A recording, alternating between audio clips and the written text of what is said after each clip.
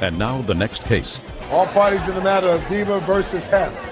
Step forward. 23-year-old animal caretaker Danielle Deaver is suing former roommate, 26-year-old skateboard rep Todd Hess for breaking a lease. Ms. Deaver, the defendant was a roommate, friend of yours. You entered into a lease together to share an apartment, and it is your claim that he moved out without paying move-out fees, which ended up costing you a substantial amount of money, and you want him to pay for half of that. Mr. Hess says you threw him out of the apartment, and he owes you nothing. When did you move in with Miss Deaver? No, October or November. Why? She just moved back into Wisconsin from California, and I was unhappy with the living arrangements that I was at. So And you knew each other before? Yes. For how long? About a month and a half. You knew him for a month and a half before you took him in as a roommate? Yes. It's interesting. When did you move out, Mr. Hess? December? Why are you asking me? You said December? I don't know. I believe December. Is that when he moved out? It was December. December what? The 28th. Now tell me about December 28th. Under what circumstances did Mr. Hess move out? I had just gotten back from vacation. We hadn't seen each other for just about a week. Came back, I don't know, started fighting, not sure. What were you fighting about, Miss Deaver? No, I don't recall. Just well, bickering. now, just a second. So you don't recall what you were fighting about. But Mr. Hess does. Right? Yeah. Yes. Try to be a little more assertive. What kind of work do you do? I am a rep for skateboarding brands, companies. A what? Outside rep. An outside rep. That means you're a salesman. Yes. Salesman. Ha! Got to be a little more forceful, Mr. Hess. All right. So you remember the 28th? Because you tell me you do. You remember what happened. Yes, I remember. So she came back from vacation. She was gone for about a week. Had anything happened prior to her going on vacation? Well, I found a girlfriend, and we started dating. This girlfriend right here? Yes. Girl with the blue hair? Mm-hmm. Is that your real hair? What? My real hair, yeah, not the real color, no. Even Bird knew that. Okay, so you found a girlfriend before she went away on vacation. That's something had changed. And what happened when she came back from vacation on the 28th of December? She went out with some friends, went to a bar, I assume, drank, got drunk. Could you move it forward a little bit? Got drunk, came home screaming at me about everything, about well, the tell me living what she was situation. saying to you, Mr. Hess. Well, she liked me more than I wasn't, I guess, it wasn't the smartest thing to do is to move in with someone when, you know, there was attraction. And in early December, you know, I put an end to us hanging out. So it got kind of uncomfortable to live with each other. Now, good. Now I got the background. You moved in together. She may have had intentions that were different from yours. You're there for a little while. You find a girlfriend, and you are drawn to her instantly. That blue hair was dazzling. Yes. She goes away on vacation. She comes home, goes out with some friends, comes back, and she's angry about the girlfriend. Yeah, but this isn't the first time that her anger has, you know, made living arrangements unbearable. There's been nights where I was in bed sleeping, and she'd be trying to get in my room with a knife through the door handle, screaming, banging on my door in front of her friends, in front of my friends. So on the 28th, when she told me in a drunken rage to leave, she wanted me to move out, I just thought... What exactly did she say? She said, get out, I want you out of here. Leave, just grab your stuff and leave. Perfect, and that's what you wanted. And that's what you did. That's what I did. I had no place to go. That's what he says happened, Miss Deaver. He said you came home, you were a little bit high, you got into a battle, you don't remember what it was about, so I have to believe him. Well, that's what he says, but how could I have paid the rent on the 28th to the manager before 5 o'clock, or just after 5 o'clock when he got home from work, if this happened the 28th at night? He didn't even remember when he moved out. I had written the rent check on the 28th for my half to secure that I would stay there when he told me the 27th he was moving out. What I'm saying is, he says you told him to leave. That's not true. Well, but you say you don't remember. I didn't say that. Yeah, sure you did. You said I didn't. No. You didn't remember sufficiently to testify. I said, what was the fight about? You said, I don't know. I said, well, he knows.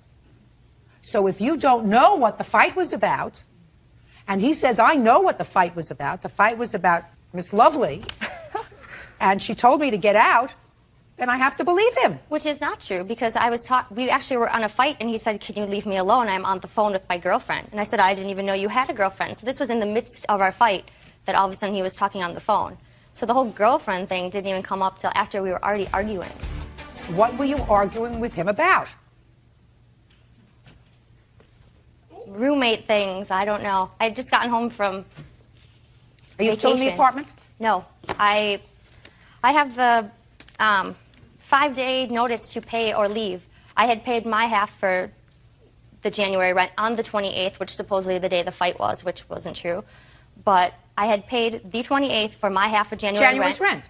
Yes. So I have to determine whether or not he is required to pay any other rent when the situation in the apartment escalated to the point of, it didn't involve physical violence yet, but it quite well might have had it escalated any further. Somebody was going to call the police if he was screaming and yelling at him or at each other, and I believe him because I have nothing to the contrary. You don't remember what the fight was about, and he says you told him to get out. Sounds right. And if you told him to get out on the 28th, and he did, then he's not responsible for January's rent. Case is dismissed. That's all.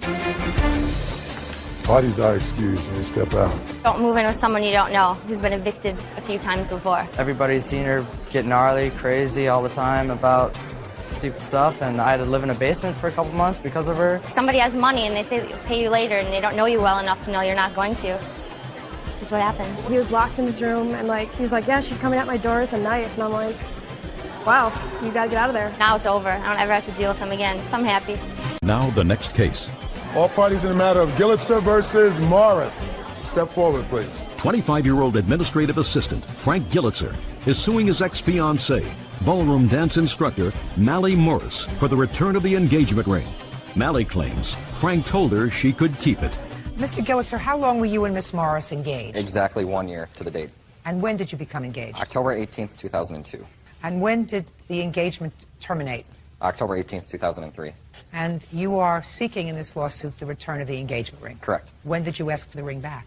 I believe the correct date on that is the end of January. Once we terminated the relationship October 18th, and then at the end of January, that's when I asked for the ring back, because we started talking again and trying to reestablish the relationship at the end of November. And I moved back to Milwaukee on January 4th of 2004, and at the end of the month, I found out that it just is not going to work. At that point, I started asking for the ring back. Okay. What did Miss Morris say to you the first time you asked for the ring back? The first time, she said no, she's not giving it back. And Did she give you a reason? Honestly, at that time, no. I have emails stating that she's just not returning anything of the ring or... Well, let me see if you have an email with regard to the ring. Here are 3 emails stating that she's not giving the ring back. Why wouldn't you want to give him the ring back? Well, Your Honor, I had already returned the ring, and then... When did you return the ring? I returned the ring on the day, October 18th, that I removed my items from his home. Following that, we did start talking again. We became friendly. He asked me to please keep the ring. He didn't want the ring. He didn't want the emotional attachment. I said, all right. So what you're telling me is he told you to keep the ring? Yes. And I have a statement from him to that effect.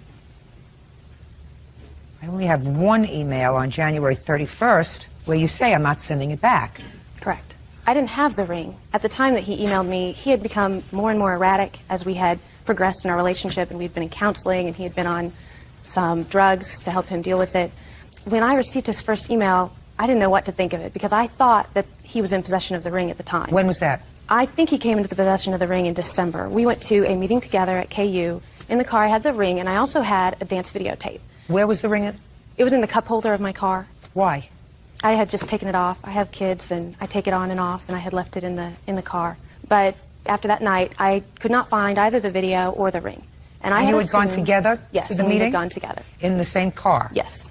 You remember going to that meeting? I remember going to the meeting, and I remember the tape. I purchased that tape because we were both dance instructors at the time, and to use it for choreography, I told her that I purchased the tape, I would like to take it and make a copy of it, and I'll give you the copy of the tape. So you took the tape? Correct. With her permission? Yes. Is that right? No, ma'am.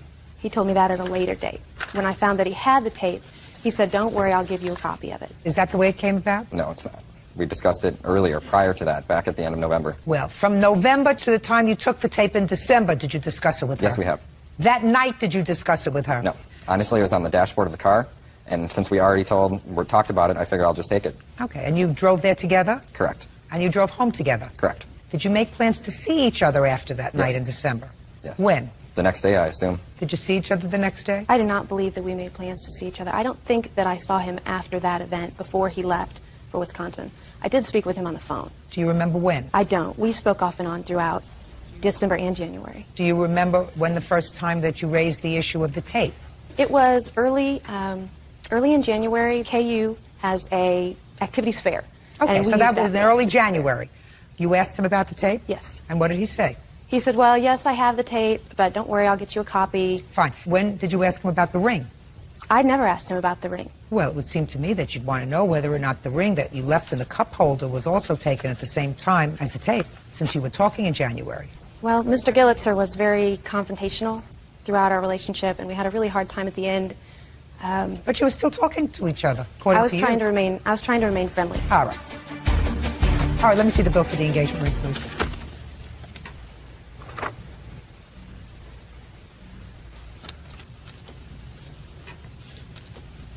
Okay. Not a very difficult case. Miss Morris, it's been my experience that if something doesn't make sense, it's usually not true. I'm a tad older than you are. I have never taken off one of my rings and left it in the cup holder in a car. Never.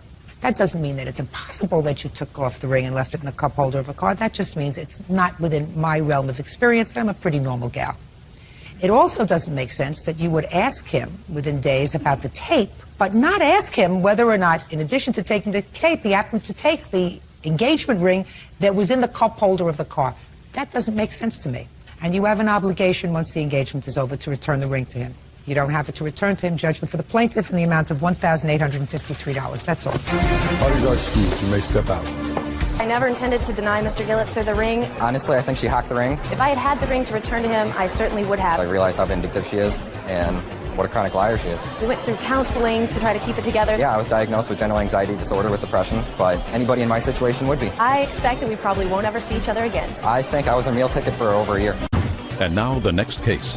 All parties in the matter of Bump versus Hansard, step forward, please. Policeman Marcelo Bump is suing his neighbors, Jamie Hansard and his brother Nathan Hansard, for damaging his Mustang GT when they shot off fireworks on the 4th of July. Mr. Bump, the two defendants are your neighbors. Yes, ma'am. And it is your claim that last July 4th, your two neighbors were setting off firecrackers.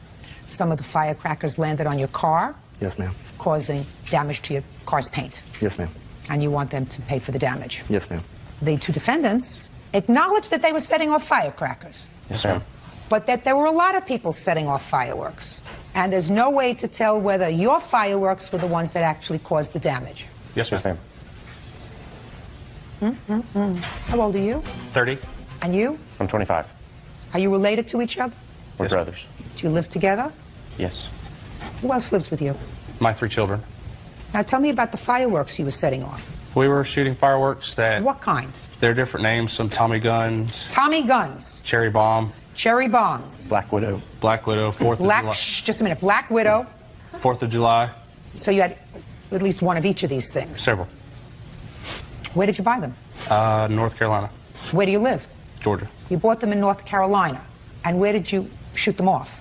In our parking lot. In Georgia. Yes, ma'am. Why didn't you buy them in Georgia? Because you can't buy them in Georgia. Why not? They're illegal. So you just traveled a little bit and went to North Carolina and bought them there. Yes, ma'am. And despite the fact that the law precludes you from using them in Georgia, you used them. Yes, ma'am. And now you expect a court to be fair to you. Is that what you're telling me? I admit I broke the law. But Right. damaging his vehicle is a different story. Just a minute. No, you're not saying that you didn't damage his vehicle. What you're saying, I believe, is there were a lot of people that were violating the law, and there's no way to tell whether it was my Tommy guns, cherry bombs, Black Widows, 4th of Julys, et cetera, that actually caused the damage. Because there were a lot of people. There were a lot of people shooting fireworks, so There's no way to tell. Is there's that no right? way to tell that it was ours, no. Correct. That's your defense. Yes, ma'am. We don't believe that his vehicle was damaged by fireworks, period. Fine. That's a different story. If there was no damage to his car, then you wouldn't be responsible. But let me tell you something. When you break the law, and you broke the law in front of your 3 children, which is even more vile, because then what you're teaching your children is there are certain laws that are meant to be broken. There are certain laws you can pick and choose what laws you want to obey. That's the message you're sending to your children. It's ridiculous for the state of Georgia, where we live, not to have fireworks. So you don't have to obey that law. If you want to shoot off fireworks, you can. Is that the kind of message you want to give to your kids? Some may portray it that way, yes. What do you mean some might portray it that way? That's exactly what you did. You knew it was against the law to purchase fireworks. You knew it was against the law to shoot off fireworks in the state where you live. Despite that, you, who are the custodial parent for 3 children, who was supposed to teach them the difference between right and wrong, you've taught them that they can selectively choose what laws they want to adhere to and what laws they can break. Because they say, listen, my father breaks the law. My father does things that the state says he can't do. You're teaching your children that breaking the law is okay, and that's the wrong thing. And then you can't come to court and say to me or to any judge, he has to be able to establish beyond a reasonable doubt that it was my fireworks that damaged his car. No, he doesn't. He just has to be able to prove that you, against the law, were shooting off fireworks in the proximity of his car that could have damaged his car, at least in my world. The issue is not really whether you are responsible if there was damage to this car. You're responsible. The issue is, was there any damage? That's what you say. There was no damage. So now, we've established one thing. Now you can show me the damage. Yes, ma'am, I have some digital pictures taken of the vehicle. You have an estimate to fix it? Yes, ma'am. Can I say something? Sure. I have pictures of the same vehicle and the same area that show no damage, and they were taken 3 days ago. Let me see. I see both.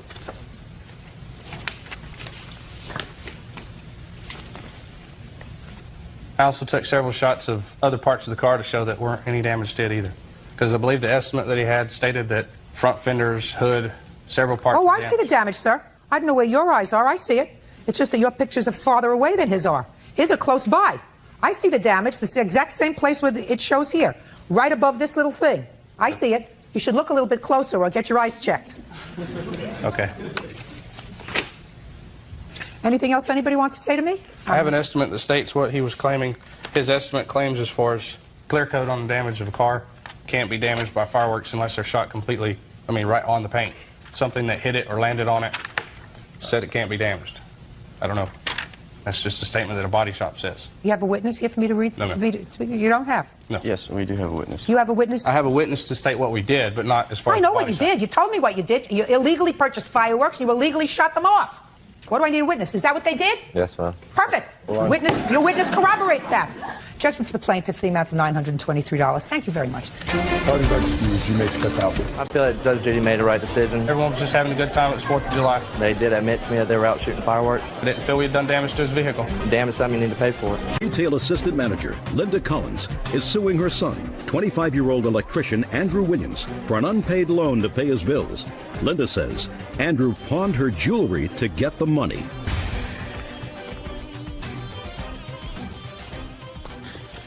This is case number 342 on the calendar in the matter of Collins versus Williams. Parties have been sworn in. You may be seated, sir. How old are you, Mr. Williams? 25. What do you do for a living? Electrician. How long have you been an electrician? About 4 years. You freelance or you work for somebody? Work for somebody. Same job? No. How many different jobs have you had in the last year? 2 or 3. Have a drug problem? No. Ever have a drug problem? No. Never. Never had a drug problem. Did you ever use drugs? In the past, when I was a kid, yes. Have a gambling problem? No. Why is it that an able-bodied young man like you, who's 25 years old, who has a profession, has to take money from his mother? I didn't take money from my mother. Well, you did. It was You given took- to me. You took... notice, I didn't use the word borrow, loan. You, in fact, took money. Bird, would you take these glasses from me? Now, I'm going to take them back from you. I didn't borrow them. It wasn't a loan. I took the glasses. He took the glasses. Do you understand? Why would a 25-year-old, able-bodied, non-drug abusing electrician have to take money from his mother by having her pawn her jewelry? Financial problems. Well, you explain that to me, sir. Well, at the time, I was unemployed. Oh, well, I asked you about that. But at the time when she gave me money, I was unemployed. Why? Because I didn't have a job. They were laying people off. In my field, that happens. When there ain't work, they lay you off. And when you're laid off, Mr. Williams, what do you do? Well, you try to collect unemployment. Sometimes you get it, sometimes you don't. Where do you live? In Dallas. Now, in Dallas, Texas, do they have car washes? Yes. They have people at the car washes that dry the cars when they're all finished? Yes. They're always looking for car dryers. Who were you living with at the time you lost your job? Myself. So you needed rent money? Yes. You have a car? Yes. Well, So you needed money for gas? yes. And they repossessed your car? Yes. I'll get to you in a minute. And so your mother took her jewelry and you went and you pawned her jewelry, right? Yes. And you got your car out of hock. Yes. And then you owed somebody either some money or a television set. Yes. Tell me about that. Brought it over to my house and needed a place to stay, or I needed to put the TV somewhere because he was moving out of his apartment. And Don't look at the floor, look at me. I can tell everything, bills Mr. Williams. were tight on my end, so I pawned it. And So somebody left you their television to hold on for them yes. and keep it in your house. Yes. And you agreed to do that. Yes. And then you took the television set and you pawned it because you needed cash. Yes. What'd you need cash for? Rent. Why didn't you get a job? I was looking for work at that time. In Dallas, Texas? Oh, I can guarantee you that there were restaurants always looking for help, car washes always looking for help. Electrical companies weren't. If you got to eat, you got to work. Can't steal somebody else's property. That's what you did. You took somebody's television set and you pawned it. That's stealing their property. So this person was very angry at you. So you went to your mother and you told her that this person was very angry and was going to hurt you unless No, you got him back his television. He went to her. Oh, he went to her and said, I'm going to hurt him unless I get my TV back. How many children do you have? 5. Youngest or oldest? Middle. I have given him money in the past for, like, he's got a daughter. He was trying to get custody. I gave him that money. I gave it to him. That TV, I didn't even know he had a big screen. He sold 8 rings of mine. He made a profit on them. I'm not finished yet. Okay. I didn't make a profit. Everything went towards paying bills. When you went to get the television set out of pawn shop for your friend, how much money did you pay for it? And give me the name of the pawn shop. Cash America Pawn Shop, I don't know, it was about 500 and some change. Not exact. I don't know And exact. how much did you get for your mother's rings? The exact amount that needed to be paid for. Or did you get a couple of $100 more? Huh? Huh? Or did you get a couple of $100 more? No, I don't think I got a couple $100 more. Well, let's see. Do you have the Yes, pawn- I do. Let me see. Here's for the TV there. There's where you got the $450 and all my rings. So the loan amount on the TV was $450, is that right? And he got $519.75? That's what it cost to get it out. And how much did he get for To the get rings? He got $845.75. What'd you do That with was the rest of the money? $326 profit. Bills. Did you ask your mother if you could use the rest for bills? No. So then you stole from this man and you also stole from your mother. No. Yeah, you did. No. You say you can say no all you like. I guarantee you I'm going to have the last word, sir. Guaranteed. If your mother pays off a debt for you because she's afraid for your health and your welfare, and she says, here, take these rings and go and just get it done. My health was never in danger. I wasn't afraid of my life, neither. Far from that. I don't care what anybody threats. They just buried one of his friends 2 weeks ago because of his friends, okay? Those things, listen, Yeah. it happens, Yeah. right? Yep. It happens. He's not afraid. He's not afraid. You never know it that day, okay? Yeah. Well, tell me what happened on that day. When he Collins. found out what was going to happen, he started, Mama, please, just give me the money. Just give me the money. I'll pay you back. I'll pay you back. I didn't say that. Yes, you did. Where you come up with that? Mr. Williams, I don't want to hear But she's you. lying. No, I'm Second, not. Listen to me. Listen to me. Have a talk with him. Sure. Thank you. He was. In here. Let her do his thing. So But I'm not going to let her lie to me, No, though. you're not listening to me. I want you to listen. Just finish the case. Speak when you're spoken to. It's a good idea. Yeah. Okay? Sure. You understand me? Yeah. Okay. Mr. Williams, you're going to have an opportunity to speak again. Okay. When your mother is speaking, don't interrupt her. Judge Judy continues in a moment. Linda Collins says her son, Andrew Williams, pawned her jewelry so he could pay off his debts. Linda claims Andrew's life was in danger. When did he tell you that he would return the money that you gave him for the car? For the car, he told me that he would get the rings out, and they all went in on separate, tickets so he could get it back. And he made a couple payments of $80. That don't cover interest, though. Here's the tickets for that, and they don't cover interest. So he made a couple of payments. No, he gave me two $80 payments and a $50 payment. That's interest, and I told him that. I said, Andy, this isn't getting the rings. This is interest. Okay, so, but he did give you some money. Yeah. There you go. Andy, how come you gave your mother some money? Goodwill gift. Here's a letter from the dealership. I don't need it. I don't need it. He's just a smart aleck. You know what? Yes, he is. Next time somebody threatens to break his kneecaps, let him. Mm-hmm. Let him. I'm his mother. He could do this to me. Yeah, let him. Okay, so that's the car. He made some payments on the things that he pawned.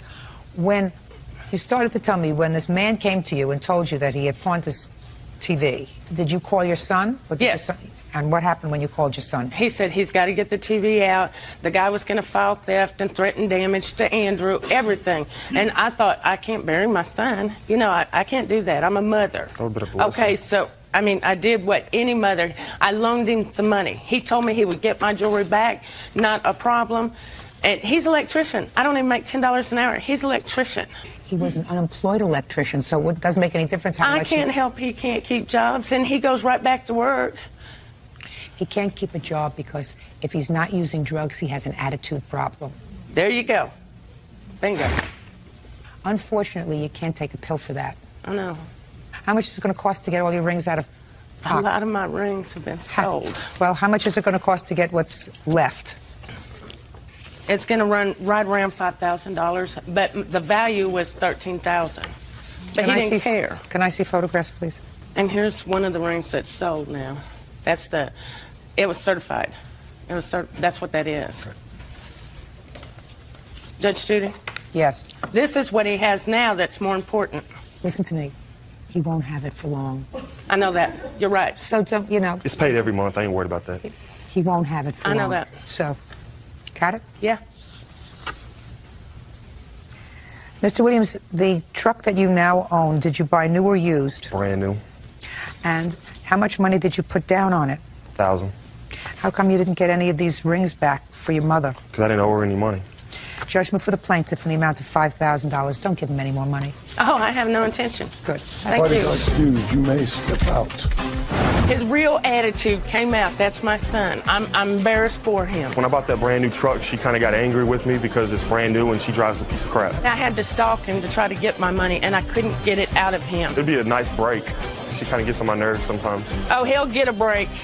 When I get him on Texas, he getting a break. She just listened to a bunch of lies from my mother. I don't believe any of it. I'll take care of that boy when we get to Texas. Okay, we have our own ways of dealing with stuff. I will take care of him. Chiropractor Dr. Richard Perry is suing nursing assistant Felissa Carlton for the cost to fix his Jeep Cherokee and for pain and suffering due to a car accident. Felissa says the accident was Richard's fault. Yeah, well. Yeah, this is case number 333 on the calendar, the matter of Perry versus Carlton.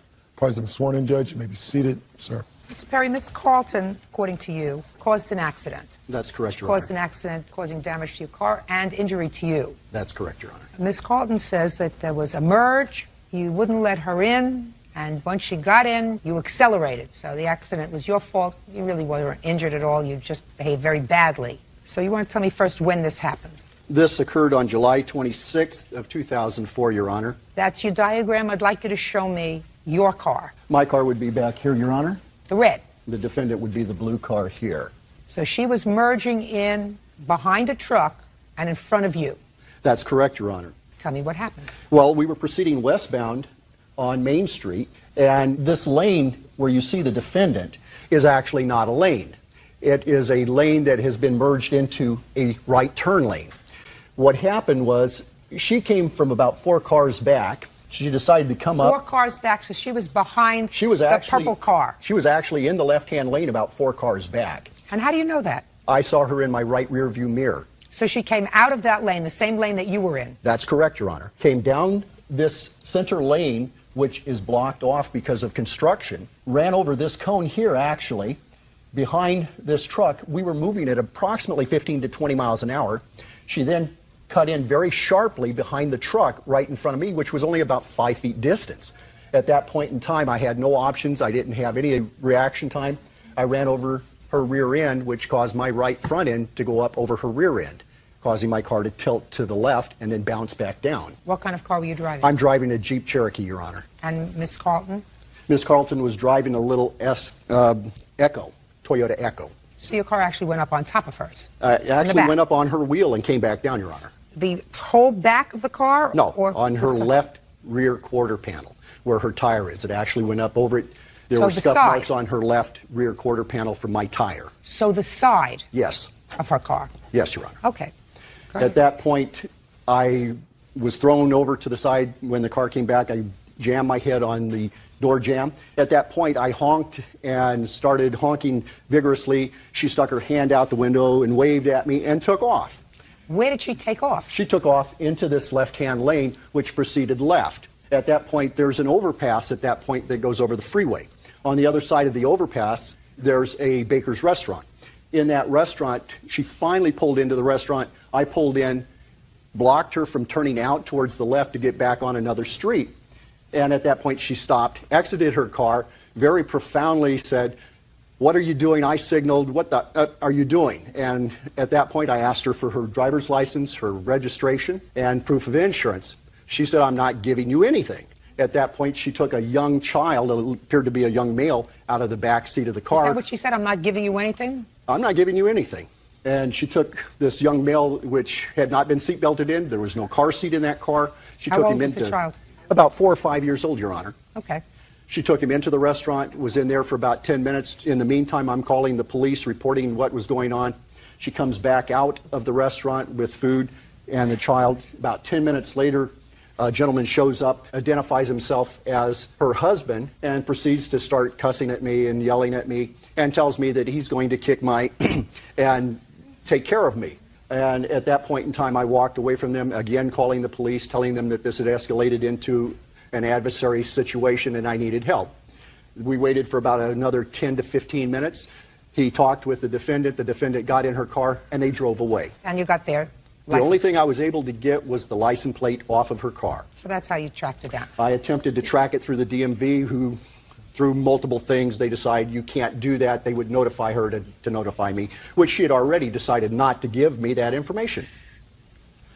Now, according to your complaint, sir, you were injured. I'd like you to tell me how you were injured. I was having a lot of neck pain. I was having severe headaches. I went to see Dr. Recognized that this was a whiplash injury. Listen to me. What kind of work do you do, sir? I'm a chiropractor, Your Honor. Okay. And who's Dr.? Dr. is a chiropractor. A colleague of yours? Yes. Okay. How many days were you out of work, sir, after the 26th? I was not out of work, Your Honor. Good. How much damage did you have done to your car? About $100 worth of damage. Do you have I have receipt? the estimates of the damages to my car, Your Honor. Okay. Exhibit 3. Okay. May I see it, please? Exhibit 3. Exhibit 3. So this whole thing was $62.31. That was the damage to your car? The end caps on my bumper and the stabilizer, Your Honor, yes. Is there anything else other than Exhibit 3? No, Your Honor. Okay. You work 5 days a week, sir? I work 6 days a week, Your Honor. Okay. And you didn't miss any work? I didn't miss any work, but I did Good. work in pain. I'm sure your doctor friend was able to help you. Yes. Yes, very definitely. Good. Judge Judy continues in a moment. Dr. Richard Perry claims he was injured due to a car accident caused by Felissa Carlton. Felissa says Richard is a hothead. All right, Ms. Carlton, I want you to tell me what happened, madam. I proceeded to merge onto the left lane, and I looked over my shoulder. There was plenty of room, so I decided to keep going. And as I was proceeding, I heard an acceleration, and then I felt a slight bump. It didn't seem bad, so that's why I was like, because I was trying to say, it's okay, don't worry about it. But he honked, and he was raging, and so I didn't pull over right away until I got into Baker's, because there was no way I could pull over. We were going over the pass. So when I pulled over, I'm sorry, but he's the one who asked, what the F do you think you're doing? I tried to talk to him. I tried to calm him down. I said, my kids are in the car. And he says, I don't give an F. Who's in the car with you? And I couldn't calm him down. I couldn't talk to him. I couldn't give him any information. Did he ask you for your license, registration, and insurance? No, ma'am. He did not? No. That would be odd. I couldn't talk to him. No. Ms. Carlton, I don't believe that. I'm sorry. I don't believe that. All right, sir. You want to step up? Mm-hmm. Your wife called you and said she had been in an accident? Yes, Your Honor. Were those her exact words? Well, what happened when she called me, she told me that she was just in an accident, and while she's talking to me, I heard the plaintiff cussing in the background, yelling at my wife, and I tried to get her, you know, explain to me what happened, and she's trying to tell him to calm down, and so she could talk to me. And she said he's acting like a child. He won't exchange information, and you know, I have the kids with me, so I immediately left work and I went to see what was going on. So why didn't you give him a license, registration, and insurance? I asked him, I said, well, is there anything you'd like to tell me that you were telling my wife? And he said, yeah. He said, you're an idiot. Well, at that point, I told him in not so many nice... Why didn't you just give him your license, registration, and insurance? Because my wife had told me she had already tried that, and he was not cooperating. Well, why didn't you try it, sir? Well, at that point, I was there to take care of my wife who was being attacked by an angry man. He wasn't attacking her when you got there, was he? He was on the phone when I heard him. He was not attacking her when you got there, was he? That's right. No, he was not. And she had already been in the restaurant with your son. Right. Is that right? Gotten food, right? Yes. And when you went into the restaurant and you got the food, did you ask the owner of the restaurant if you could use the phone to call the police? No. And if somebody is attacking you, if somebody is acting like a lunatic, you do that, right? You call the police, you say, somebody's out there, I'm afraid, right? Right. And I did. And you didn't. You got hamburger and fries. No, I didn't. Now, you came outside before your husband arrived, correct? Right. Right. So if you're really afraid of somebody, if they're behaving like a lunatic, you stay inside the restaurant until either the police arrived, who you didn't call, or your husband arrives. That's just common sense. So I don't believe that you were frightened. Okay. I also think, Mr. Perry, that you overreacted. I don't think you make a big deal about something if you have a fender bender. You had a fender bender that cost you $62.31, not $5,000. The medical expenses are what cost the most. There's about $4,000 in medical expenses, Your Honor. As far as I'm concerned, Dr. Perry, if you are in so much pain that you have $4,000 worth of medical expenses, you miss 1 day of work. Unfortunately, Dr. Perry, Your Honor, you know where I'm going my patients don't quite get to that point. Listen, Dr. Perry, it's not a question of your patients not getting to that point. If you have $4,000 worth of medical expenses, you can't work, at least for 1 day. So I think that your medical expenses and your pain and suffering are a little bit of who shot John. But you are entitled to the amount of money to have your car fixed. Judgment for the plaintiff in the amount of $62.31. That's all. Parties are excused. You may step out. I wasn't debilitated to the fact that I could not work. If he's injured, he's injured. It was debilitation to the fact that I was suffering pain. I can't say. I don't have his body. I think he got what he deserved. She's Judge Judy. She did her job. And now the next case. All parties in the matter of Johnson versus Birch. Step forward. 20-year-old student Kimberly Johnson is suing her former friend, 22-year-old retail manager Michael Birch, for bailing him out of jail when he was arrested for unpaid traffic tickets. Ms. Johnson, according to your complaint, Mr. Birch owes you for a loan. The loan was for bail money. Yes, ma'am. Mr. Birch says it was a nice gesture, but there was never a loan. Yes, ma'am. So it's up to me to find out the truth, right? You're right. Because I know the truth. So I have a few questions for you, Mr. Birch. What were you in jail for? Traffic. What, you were making traffic? No, a ticket, unpaid ticket. Huh? Unpaid ticket. An unpaid traffic ticket? Mm-hmm. What kind of traffic tickets? More than one. Look, don't look down. Look over here, because, Mr. Birch, let's go back a second. How many children are in your family? I have 2 brothers, 1 sister. And where does your mom live? My mom lives in Georgia. Is she a good mom? Yes. You think your mother is a truth machine? Could your mother always tell when the children were telling a lie or telling the truth? She's smart? Not all the time. I am. How long were you in jail for a traffic ticket? Not 4 or 5 hours. And tell me how you came to be placed in jail. Well, there was a warrant for my arrest, which I didn't know about. And what was the nature of your traffic infraction, sir? Unpaid park tickets. I ran a couple lights in a hurry. Speeding, a couple cases. Now, how old were these tickets, Mr. Birch? One was maybe a year old. Why didn't you pay it? Time passed by. I cut in the moment. So I assume at some point they revoked your license? Yes. And when was that? Around March. And you continued to drive the car? Yes. Which you know is a crime. Yes. In what month were you finally stopped? July. Now, how do you know Miss Johnson? Best friends for like 3 or 4 years. How did you meet her? I met her at the movies one night. Led to a very great relationship with her and I. Best friends for 4 years. I would say more than just a best relationship. as in we were like brothers, sisters. Good. So that when you were arrested in July because you were a deadbeat with regard to these assorted violations involving your car, how many phone calls were you allowed? I can make the phone calls out from a jail as many as I want. How many did you make? I made one. Who did you make it to? My best friend Kim. Did you ask her how she was feeling? No. Did you say that you have a good day? No. Did you say I'm in jail? Yes. Did you say can you bail me out? No. Did she say how can I help you? Yes. Now, when you called her, Mr. Birch, from jail, I want you to try to think and get into yourself, sir. What did you hope would happen? That should be there for me like best friends are supposed to do. But I don't need any editorializing. You called her because you wanted her to bail you out. Yes. Now, these weren't her parking tickets, were they? No. She wasn't driving with a suspended license, was she? No. What do you do for a living, Mr. Birch? I work at a retail store, fashion design, clothing. And before that, what were you doing? I worked for Sheindlin Wireless. What did Miss Johnson do for a living? Miss Johnson currently in school. She also worked at a swim facility. She was a swim teacher. So she was supporting herself while she was going to school and paying for school? Yes. What I want to know is why would you think that somebody should spend $500 to get you out of a predicament that you got yourself into when she is supporting herself, trying to better herself by going to school, and you're doing nothing but taking care of yourself? Well, it's not about whether she would do it. In this case, your best friends, regardless if it's she or a male, you're supposed to be there for your best friend regarding the situation it is. In this case, and since she's a girl, I'm assuming that she is innocent. No, I didn't make her pay this money. I didn't put a gun to her head. She chose to. This is my best friend. I want you to look at his face. Do you know how disgusted he is with you? I think it's very nice that she took out the money from her ATM, from her bank account, or wrote out money, a check from her checking account, or borrowed money from her line of credit to go down to make sure that you didn't spend more than 5 hours in jail.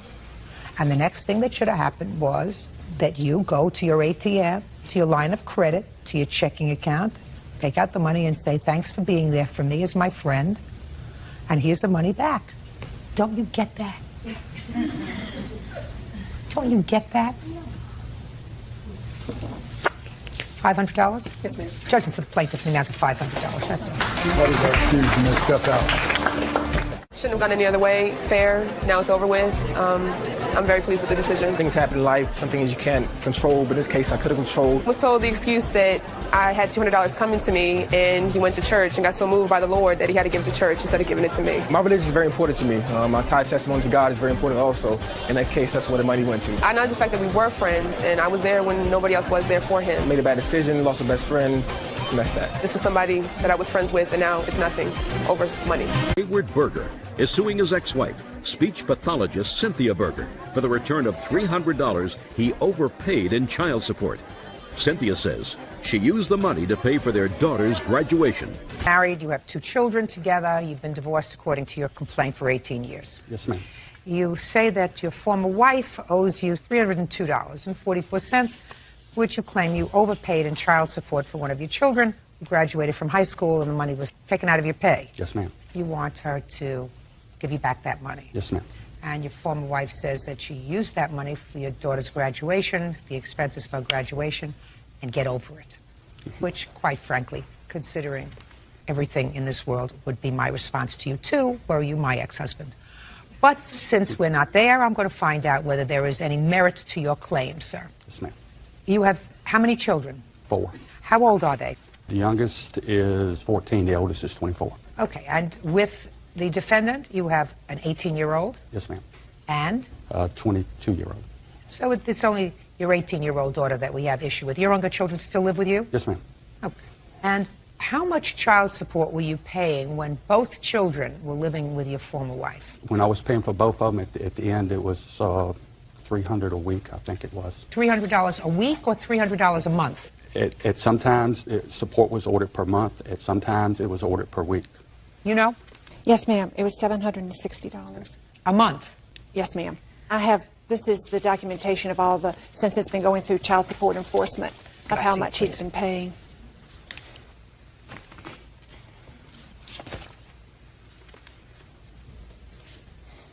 Did you ever pay, sir, $1,500 a month for support?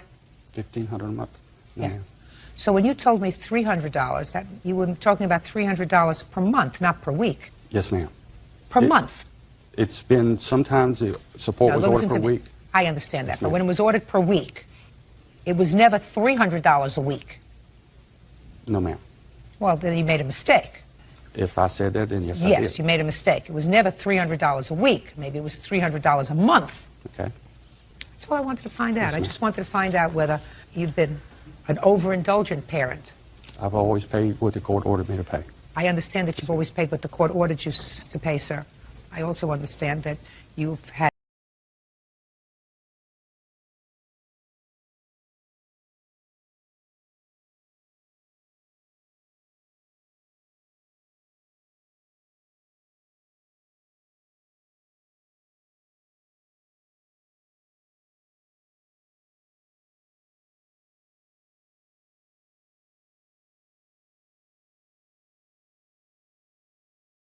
ये भालू गलती से इस शहर में आ जाता है। शहर के लोग भालू को देखकर हैरान रह जाते हैं। तभी रेस्क्यू टीम पहुंचती है।